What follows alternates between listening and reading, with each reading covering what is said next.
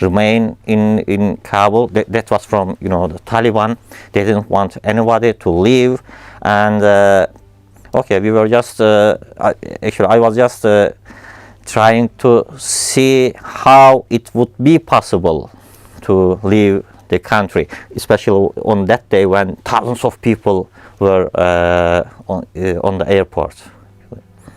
So you said that you felt safe, you thought you were safe, but actually you were trapped. Yeah. That's true, but you still feel safe because all the NATO military, all the special operations forces, everyone are in Kabul, and the evacuation flights had already started that day. And my background is military, actually. I was in Turkish Air Force. Although I served as a civilian in Afghanistan, I was a military guy, so I had complete trust that all people would be evacuated at the end. But the question was how and when, because while I was doing my final tasks, I was keeping my backpack with me, whatever I could put, ready to leave as soon as possible. And then you just go back to your room in the evening and try to sleep and just worrying about, okay, what will happen tomorrow? It's very dramatic. It is. Ilkher, you were there at that moment, and you were obviously very fresh in your memory, the relationships that you had formed. How did that feel at that time? The relationship with the civilians, Afghan civilians? Not just the civilians, the very strong relationships that you formed when you were there, your personal experience, whether that be Afghans, whether that be your colleagues. Mm-hmm.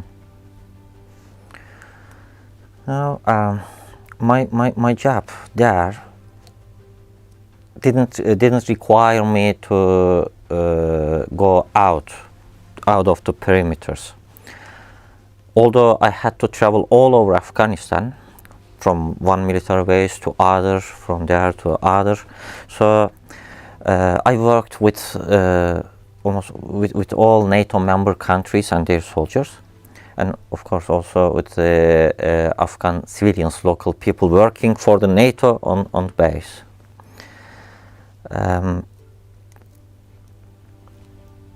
During those days, or right after I left the country, I received a lot of messages through social media. They find you by your name, and they are begging for help for themselves and for their families. But I just cannot do anything actually for them. I was trying to direct them to the correct POCs, the embassies, and the other email address or phone numbers, because nothing else. When the Taliban was approaching Kabul, the city was surrounded. I saw some of the Afghan men working for NATO on the base, started to grow beards. They were just preparing for a change of power. It might be easier for men, actually. Of course, life was never easy for anybody in Afghanistan, but how about women? There were young girls and women working on the base for the NATO,